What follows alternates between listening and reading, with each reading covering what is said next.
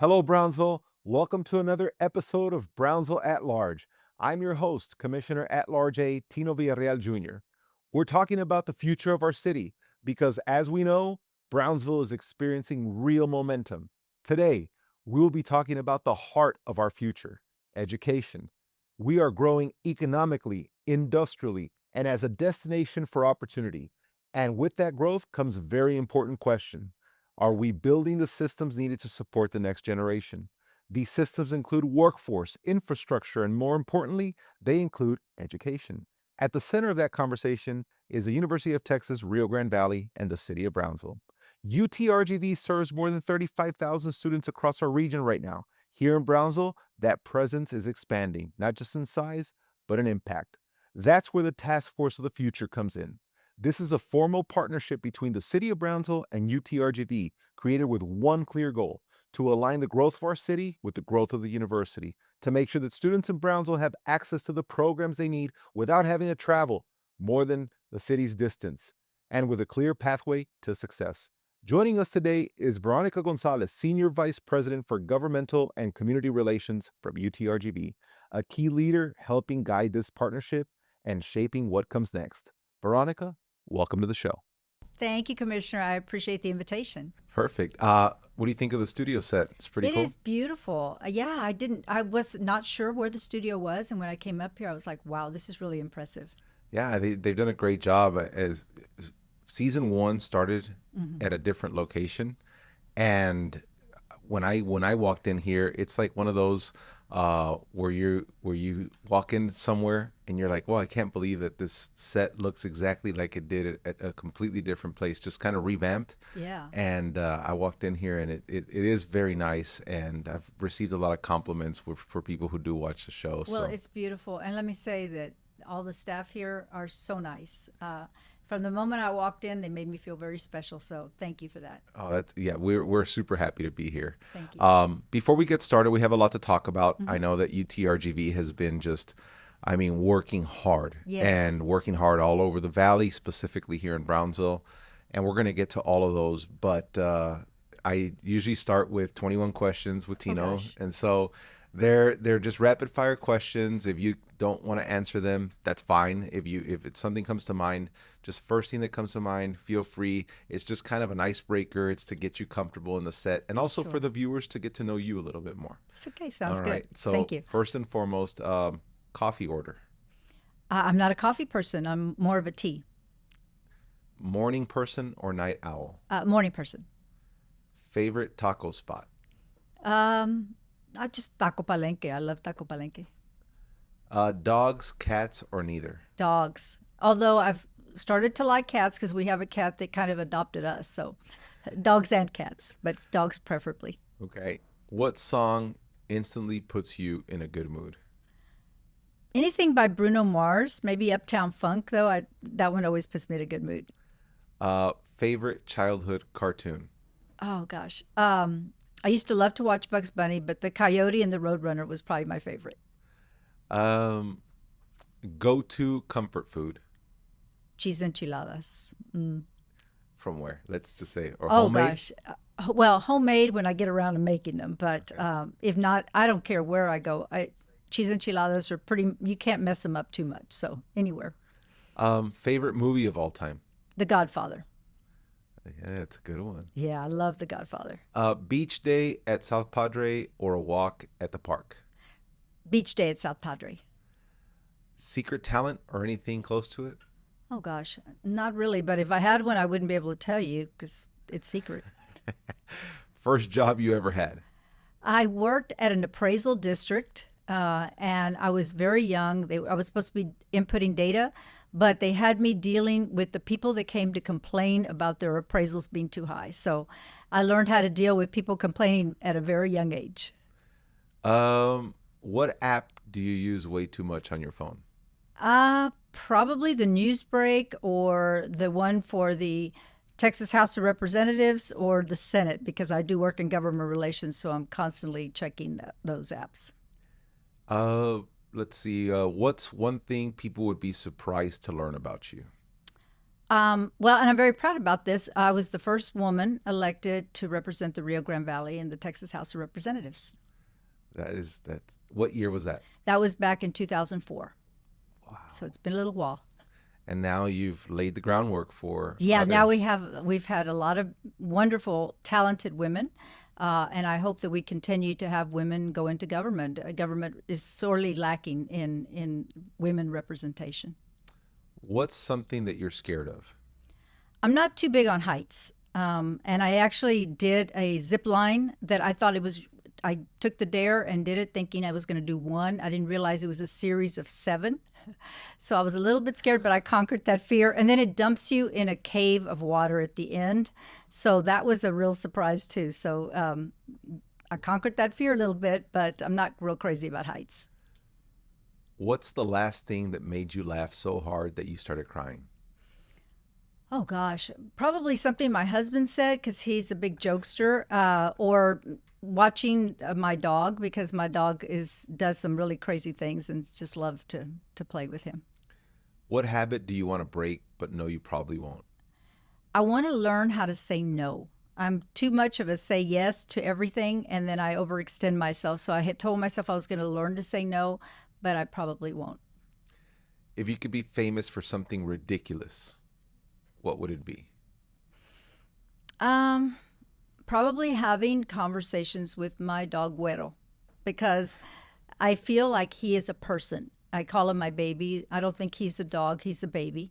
And I actually have conversations and I feel like he's talking back to me. Dinner with a historical figure, who would it be? Um, hmm, so many. Probably Abraham Lincoln. I would love to be able to know how he had the courage to do everything he did You're at not the that first time. person that's actually a popular choice. Yeah. Best advice you've ever received. So simple, but so needed, and that is to treat people the way that you want to be treated. Okay. If you could go back in time, what would you change? I probably, not much. I think I've had a good life, but I think I would go back and have children.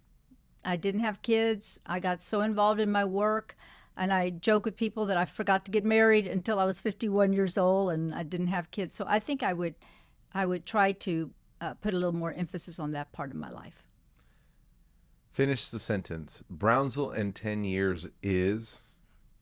Is going to be a thriving city, a space hub, a place that people will talk about all over the state and the nation. Excellent. Well, that's 21 questions. Thank you. Get to know you a little bit more. Thank you for participating in that. Let's get down to why you came down, and that's to give information Hmm. to the viewers about all the amazing things that's going on at the Yes. university. So that viewers, we try to tell the viewers all the time, this podcast, Brownsville at Large, was created to be an informational podcast. And so there's a lot of bloggers out there. There's a lot of Yeah. people who love to speculate, who love to talk about, just create controversy for the sake of getting, it's clickbait. Yeah. And this is not a clickbait show. This is a serious show. This is Yes. about information that's real, getting it straight from the source. And so, what we want to do is talk about a couple of things. I know that viewers that might not be familiar, we started a task force of the future. Hmm. Um, do you want to tell people how that was created, the Sure. purpose of it? Well, yeah, absolutely, and thank you for doing this because I think it is so important for people to really have facts and not speculate about things. I mean, there's always rumors that circulate around about what universities doing or not doing, and this task force, for instance, was created because it was an opportunity for us to work collaboratively with the city of Brownsville to grow the opportunities for students. It came about through a memorandum of understanding that the city of Brownsville entered into with UTRGV. And as the city is growing so fast, and as UTRGV is growing so fast, there were opportunities to make the life better for our students, to give them more opportunities, to reduce travel. So those were some of the ideas that we were going to try to tackle in the task force. The city appointed members on their side, the UTRGV appointed members. We met almost monthly. I mean, we were consistently meeting. We had tours on the campus. We had meetings with master planners. We really did a lot together, and I'm glad to say I think it's been a tremendous success. And more than anything, it's helped us to really get the conversation going, to get to know each other better, and really to collaborate on how we can improve not just opportunities for Brownsville, but opportunities for our UTRGV students. Yeah, I was honored to participate on that task force with you. Yes, I know that our mayor is very, very involved and he was. active member of that task force, along with a lot of just great people, professors, and Yes. everyone involved. I And think we even had elected officials or their designees that were invited to attend as well, so that because it takes a village, as you know, getting things done. Sometimes we may need the assistance of the city, sometimes the assistance of the state. So having everybody there in one room together was really productive. Yeah, I think so. And you all work so hard on that. I think a lot of people sometimes forget that not just here, not just in Brownsville, not just across the nation, COVID really derailed a lot of projects for universities, Yes. changed the learning environment. Online classes Yep. became a real big thing. And so this task force was also an opportunity to kind of regroup Yes. after the whole COVID pandemic, and a lot of things in our university changed here at Absolutely. UTRGV. And so it's like, okay, great. We adapted. Now let's start thinking about the future. Where do we want to go from there? Exactly. Well, I know COVID took a hit on people in so many ways. I mean, you of course you think of the health impact, but I think on the mental health impact as well, and of our students. And then people got so used to of doing things online, it was hard to switch back. You know, I think it became more convenient, and it's great to have that, but you also have to have the face to face. And so one of the issues we had dealt with travel and making sure that our students weren't having to travel so much, and professors were doing the necessary traveling that it took to make sure that the classes were being taught face to face and online. So there was a lot of things that that after COVID we had to pivot and go back to the way that works best, and the things that really combine technology within the old-fashioned way, and have the kind of the best result. Yeah. Let's start talking about the results, right? Since UTRGV was established, I think we've seen significant improvements. Enrollment has now grown over to, I think, over 35,000 Yes. students. Yes. Graduation rates have increased significantly. Yes. I think that, do you want to talk about, I think that little trend, I think it's Sure. important for the people, like I said, to get the real information. How many people are graduating now compared to when the university first became UTRGV? Sure. So a lot has happened since 2015 when we first opened our doors. You know, we had two great legacy universities, UTB and UTPA. But what's happened since we combined and became UTRGV has been short of amazing, because it really meant expanded opportunities for our students. One of the things that is a challenge, but also a wonderful opportunity for us, is the fact that we are a distributed campus. So students have an opportunity to see every city has its own flavor, right? And so students can actually go to Edinburgh for something. They can go to Brownsville. They can go to Harlingen. They can go to West. Everywhere they go, there's a footprint of UTRGV. And that, I think, is a wonderful opportunity for our students. And our students have risen to the occasion of all the new expanded opportunities. You mentioned the enrollment, 35,000, right? Over 35,000 students. That's a tremendous number of students. If you try parking on the campus, it's very hard to find parking spaces now, right? We've had a enrollment, and I brought some of the figures. Our 4-year graduation rate when it was UTB, it's now tripled what it was when it was UTB. It has doubled. The 6-year graduation rate has doubled, and not just for UTB, for UTPA as well. So students are graduating faster than they were before. The time to degree, and at 3 times the amount. and at 3 times the amount. The time to degree used to be about 5.8 years for a student to graduate at UTB. It's now 4.5 years. So they've cut off over a year in time to graduate. The cost is super low. In fact, you see the billboards all around the valley that say #1 university, best university, Washington Monthly, because they look at things like that we are the best bang for your buck. because we are providing a very quality education at a low cost, very low student debt. We're getting students out. We are number one when it comes to social mobility, where you start versus where you finish in life, right? And that's what you go to college for, is so you can have the opportunity to improve and better your life. So the numbers have been amazing as to what we've done. Yeah, the time degree, like you said, has reduced. I think that some people also forget that obviously I'm at the university a shorter amount of time. That means I'm paying for less time on the university Sure. too. So there's also savings there. I think Absolutely. student debt has also lowered about $14,000 on average per student. Yes. And actually, about 90% of our students don't pay any tuition or mandatory fees. And the reason we're able to do that is because we have a lot of our students qualify for financial aid. So there's Texas grants at the Texas level, there's Pell grants at the federal. By the time that when they apply and they get their grants, that's already paid for all of their tuition and fees. And then we have a program called the Tuition Advantage that says that if there's a gap between what the cost is versus what you're getting in financial aid, we will cover that gap if your family makes under $125,000 a year. So it's a tremendous opportunity for students. So kids that say, well, I can't afford to go to college, we're here to tell you, yes, you can. Yes, you can. If you really want to do it, and you've got the ganas, you've got the grit, we will make it possible for you to do it. And in fact, right now, we have, if you're a student that maybe is a TSC or STC and you want to transfer, we have money for you for transfer students. If you want to get your graduate education, we've got money for students that are looking to get a graduate education. So that should not be an excuse anymore. It's now about, you want to do it, we'll help you to get there. Wow, I think that's I mean, for viewers listening, I mean, if you have a son, a nephew, a grandchild that is considering higher education, I mean, look no further. That's right. Like you said, I mean, for me, is getting quality education and to have the resources to do it. Like you said, if you have that gap under $125,000 a year, you're going to be able to get everything paid for. Basically, you are getting 100%. Yes.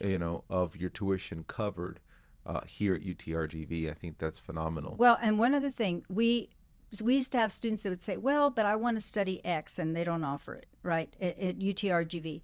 Well, we've gone from when we started in 2015 to now, we've gone from 40 undergraduate programs to 60. So there's just, it covers the array of everything you want to study. Graduate programs, we've gone from 20 to 32. That's a tremendous growth in programs. So there's very little that you can't get here. And I understand sometimes, kids want to leave. They want to go somewhere else. They want to see another part of the state or the nation to go to college. And that's fine if that's what you choose to do. But we want to make it to where if you don't want to leave and you want to stay home, we've got every program here imaginable so that you can study whatever it is you like. Yeah, or adults that have come back adults. and that want to get a master's, that want to get a Absolutely. graduate.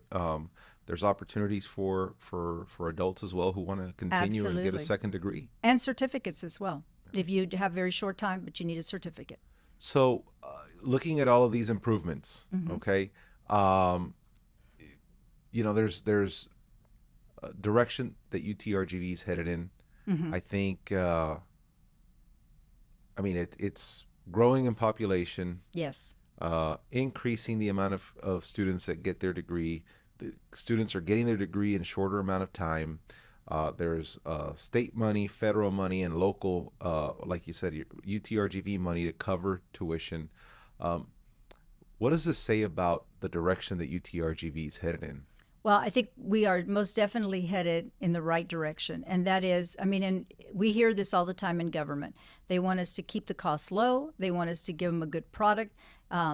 They want us to make sure that students are not getting in debt.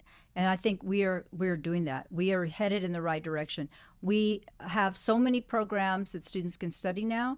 And for people that say, well, you don't need a college education, it's getting harder and harder out there. Yes, it's true. You can do 2-year, 4-year. You can do a technical degree, but you have to do something. I mean, unfortunately, in today's world, if you want to be competitive, you got to have some education beyond high school.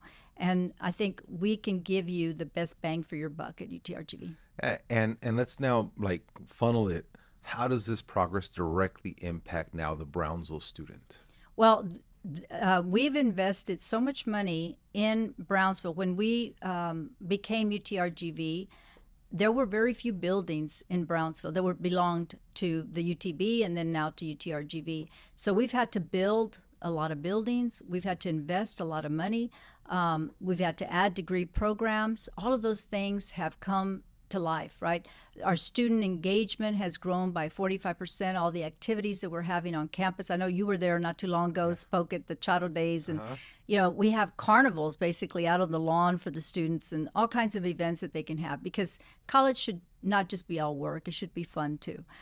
So all of those things are giving students opportunities, Brownsville students opportunities to have a robust campus life and to really get the kind of education they need to be competitive in the workforce. Yeah, the report shows that more than $514 million have been invested here in Brownsville Yes. since 2015. And I'm going to repeat the number for the people. $514 million have Yes. been invested here. Now those are actual and planned investments, because there's projects in the queue, right? But it's 514 million in Brownsville alone. And if you look at Cameron County, it's another 100 million on top of that. It's about 621 million in Cameron County. That's a lot of money. And one of the benefits of becoming UTRGV was that we got to get into the PUF, right? The Permanent University Fund. And so that is something that other universities were a part of. UTB was not, UTPA was not. But when we became UTRGV, we qualified for the PUF. And that's allowed us also to build some new facilities. Now, not all of that. The PUF, unfortunately, they won't give us everything we want, but it really has helped us to really expand our facilities and our footprint here in Brownsville. And I'm very proud of that, and in Cameron County as well. Yeah, I mean, there's a couple of projects in the queue, like you said. I mean, I know that there's a big future for the Majestic, right? Yes. Just across the street from here. Yes. And so we're looking forward to those things. One of the biggest takeaways from the task force that I know that was an area of improvement was for students to travel and their travel between campuses. Yes.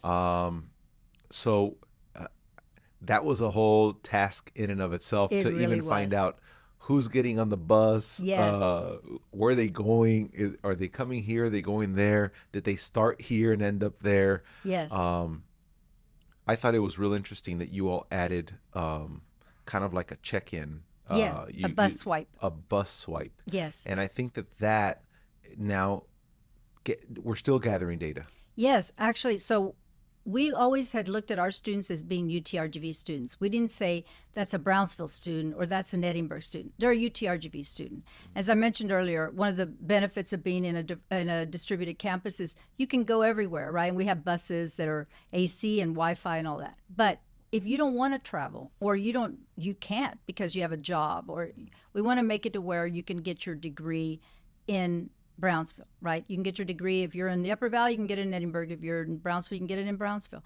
And so, but we didn't know who was traveling, right? So we implemented this bus swipe system that said you have to swipe your ID to get on the bus. And then we created a dashboard. One of the great things about being at a university is there's some really talented people that know how to create these, right? So they created a dashboard, and then that data gets put into the dashboard. We can then narrow it down by zip code to know how many are from this area.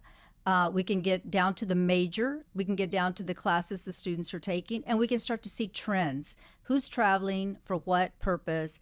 And we found that about 30% of the students that were traveling for engineering.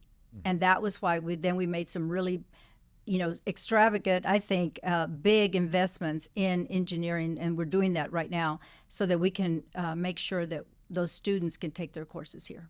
Yeah, expanding the engineering program, adding more course availability, Yes. increasing student capacity. I mean, why are we looking at expanding full engineering programs in Brownsville?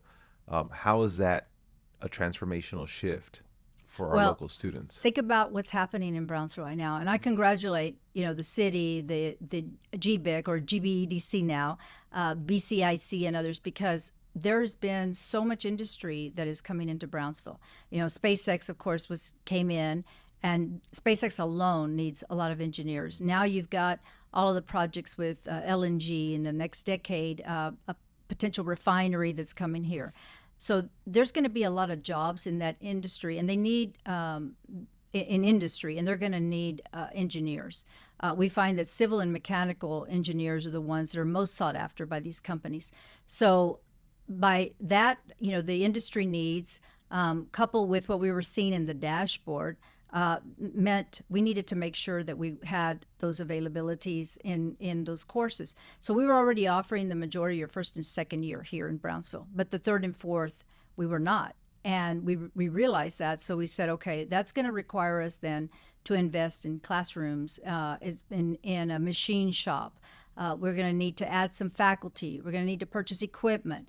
So we've been doing all of that. All of that has been a project, as you mentioned, in itself, right? Just to have that ready. And so by fall 26, you will be able to take your third year. By fall 27, third and fourth year will be robust, and we'll be able to offer the civil engineering and mechanical engineering here in Brownsville. And that's huge. It's huge. Yeah. That's huge, because now you're a Brownsville student. You want to prepare for the jobs that are coming to Brownsville. Mm-hmm. You don't have to, you can stay and literally not have to get on that bus. Yeah. You can get all year 1 through 4 of engineering here in Brownsville in the next couple of years. I mean, like I said, as soon as fall of 26, Yeah. already the expansion. And I want to challenge industry, because we want them to provide internships for these students, paid internships for these students, because I think once they see what kind of students we have, how they are so grateful for opportunities, they are loyal to employers, they will work hard for you, give them those opportunities, and then you can groom them to become the kind of employee you want, to learn the industry while they're still in college, and then they become your employees after. So I do challenge industry to partner with us and make sure that they have those jobs available for our students. Absolutely. If anybody, if from that next decade, the LNG, the SpaceX, Absolutely. whoever's coming in is watching. Yes. Who do they contact? Let's say they do want to start talking about internships. Yes, they should contact our career services office. Okay. They can speak to, Ron Garza. He works with me. Ron would be one to speak to, or Jack Koffel over there, and they will help them to get those set up. Perfect. Talk to us about the addition of more than 3,000 new student seats this semester. Yeah, so one of the things, as I mentioned, the parking, right? We even have these Volts that are golf carts, and they will, if you park remotely, they will take you almost to the door of your building, right? But we have to do that because we've added so many new seats. As we see programs that are growing, that means more students, that means more class sections that need to be added, and more seats that need to be done. So we've added over 3,000 new seats for Brownsville students in their classes. I mean, that's huge. Yeah. Again, I used to hear students say, oh, I didn't register on time, or I forgot on my day to register, and then the only available class was Right. now over in Edinburgh. And so this is going to start alleviating Sure. some of that Yes, for absolutely. some of the students. Now, let's move towards the investments. How do you all decide what programs or facilities come next? Well, it's the supply demand thing, right? So if there's a demand for something, then we will look to make sure that that program is in place. But it is a process. It's because to add a program, you have to first make sure that there is the demand and that the workforce comes into play there. And then you have to get it through the coordinating board, and then you have to get through the UT system, and then you have to make sure that it meets accreditor standards, that you have the faculty on board. That's why it's so amazing to me that we've grown from 40 to 60 and 20 to 32 in the programs, because it does take a lot to grow that. But as long as there's a demand there, we will meet that demand. And so you tell us what programs are needed, like the civil and mechanical engineering, and we'll make sure that that's there. Business is growing because those companies also need people in HR. Cybersecurity is something that, we live in a tech world today. And our cybersecurity program is based here in Brownsville. So we have people that are learning, the cutting edge in that area. And every business will need it. Every business will need a cybersecurity expert. So the programs are based on where the need is and what the demand is. Yeah, I mean, I know that another major focus here has become healthcare and Yes. research. Yes. There's a lot of momentum there's new investments in human genetics. Yes. Medical residencies are already active here in Brownsville. Expanded clinical programs Yes. serving our community. These investments for the future of healthcare in Brownsville are huge. You want to talk to us a little bit about shifting from the engineering Yes, of course. to this healthcare and research, because a lot of people don't know that here on our campus. I mean, I visited with you Yes, all. We have some of the, I mean, most outstanding researchers we here as do. well. We do. So I think we all know that we are one of the most medically underserved areas in the nation, right? In the Rio Grande Valley. And diabetes is at epidemic proportions here. So to address a lot of those things, we hired when we first became UTRGV, we hired a group of researchers in genetics.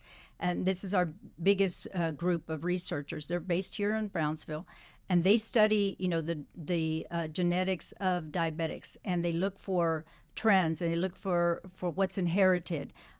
They have a huge amount of people that they have worked with families where they have the information and they're able to then look at, they call it the genomics and the genetics of diabetes. We also then started residencies because we saw that the patient-doctor ratio was so low across the valley. That's why we created a medical school. But then once they get out of medical school, they have to go do a residency. So we have residents that are doing that at Valley Regional Hospital here in Brownsville and at Su Clinica as well. We know that diabetes leads to amputations, unfortunately, many times. So we started a school of podiatry, which is the only school of podiatry in the entire state of Texas. It's at UTRGV. And so now we have podiatrists that are doing rotations here at the Valley Baptist Medical Center. And so there is a lot of need in healthcare that we have in the Valley, and we're trying to meet that need by making sure that we have the providers that are providing that care. Yeah, I think it's phenomenal for people just to know that these programs are here. Yes. They're and like I said, the most important thing for me is that those clinical studies, but then also those residencies. I mean, things Yes. are already in place here with great partnerships that you Yes. guys have. Also, the task force outlined a shared vision of continued investment, expanding the programs, stronger alignment. I know that one of those things is exploring 60 new acres of land in Yes. Brownsville, new healthcare programs possibly there in that area. What can you share with us about that additional land in the north part of Brownsville for Sure. UTRGV? So this is very early on, and there's already been all kinds of rumors. That's I what, actually heard somebody say, "Oh, y'all are buying 300 acres." I said, "300 acres? Where did that come from?" But our president, he's always very forward-thinking. He's always looking for the opportunities that are going to happen not today, but 5 years from now, 10 years from now, 20 years from now. And so the city of Brownsville actually connected us with a developer that is got some property in North Brownsville, and he has offered to gift us 5 acres. And then we started thinking, well, we're kind of landlocked where we are, and we're running out of space in the downtown campus.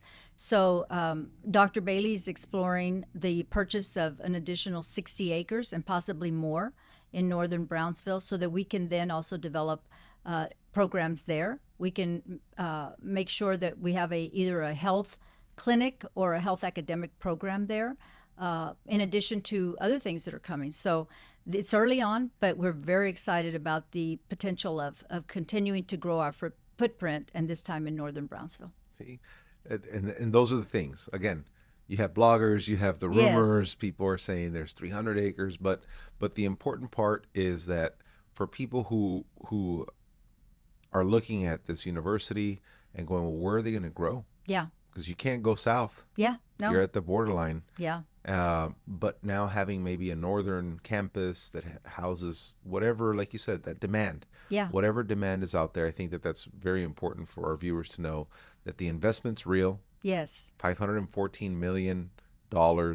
Uh, North Brownsville, the addition of year 3 and year 4, and Yes. having a full engineering program. I mean, there's so much work being done, 3,000 seats being added. Yes.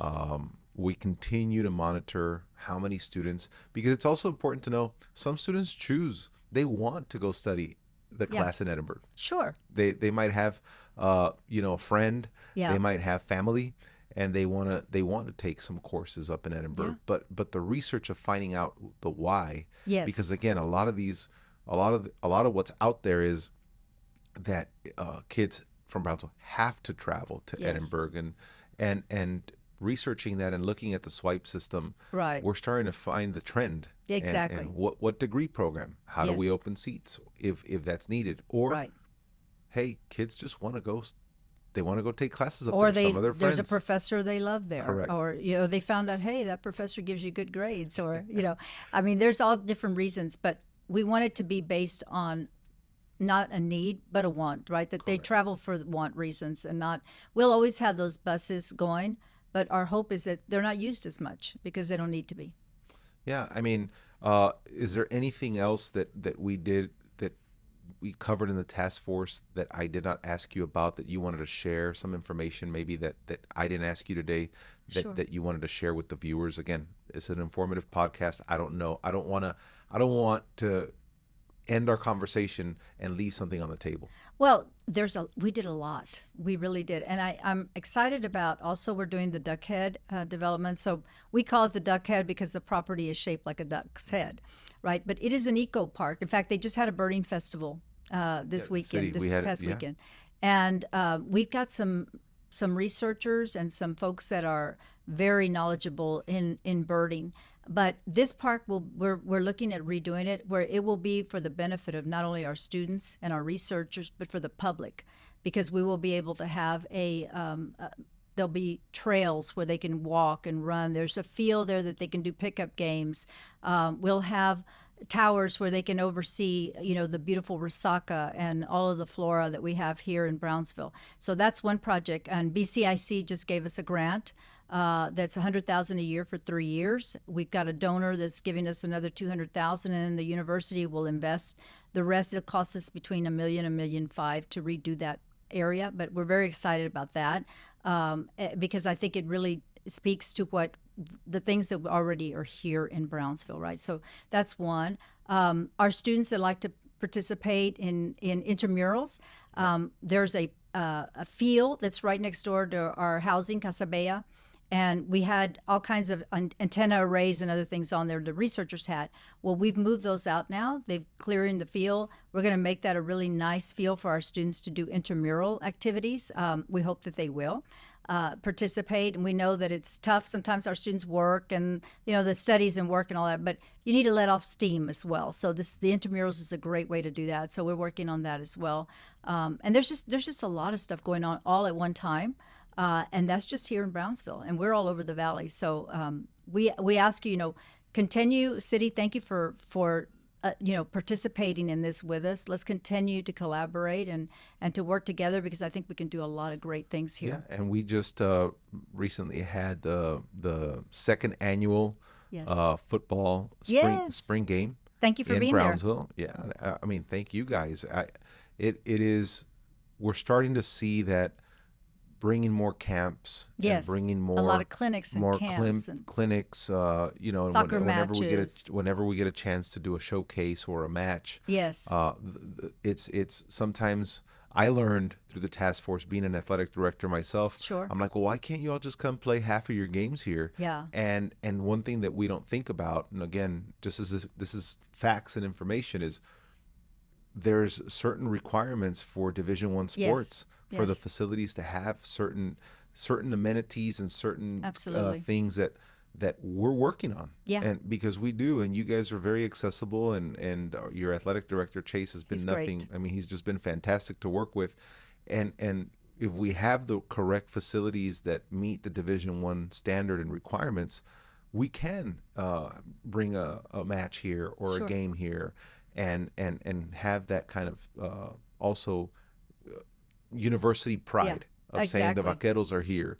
I know that there was close to 3,000 fans that came out to the spring game, and it's just getting better Yeah. every year. And there was a little bit of a drizzle, so we didn't know if people would come out, but I think once they realized, hey, the rain has let up and it's fun and there's all kinds of activities going on out there and they were doing freebies, giveaways and stuff, people got into it and came out. And we hope they'll continue to do that. We've got a Vaquero sports series that we're doing with the city over at the sports park. They already did it at one in March. There's two more coming up here in April. April, I think 17th and April 24th. So if you want to come out there and you want to engage in some sports and there's going to be food and music, please come out to the Vaqueros sports series. Yeah, there's a lot of activity, folks. I mean, you've heard it here.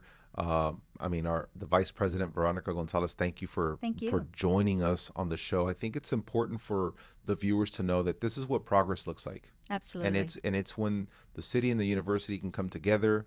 We have a shared vision. The result is opportunity for our students, the Yes. families, the future of the community. We talked everything from the increase of student participation, even in student life, Yes. the graduation rate, the increased engineering, so many things.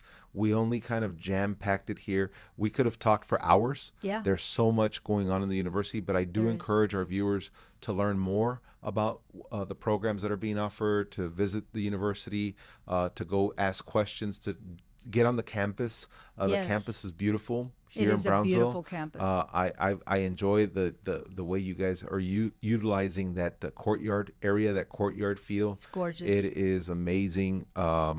Thank you guys so much. Thank you for joining me here at Brownsville at Large. That's going to wrap it up for this episode. I'm your Commissioner Tino Villarreal, and this is our guest, Vice President Veronica Gonzalez from UTRGV.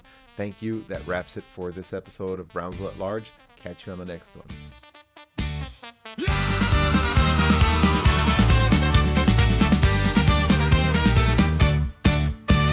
Brownsville at large, voices that shine, telling our stories one episode at a time. News, ideas, and local pride. Tune in now, come along for the ride.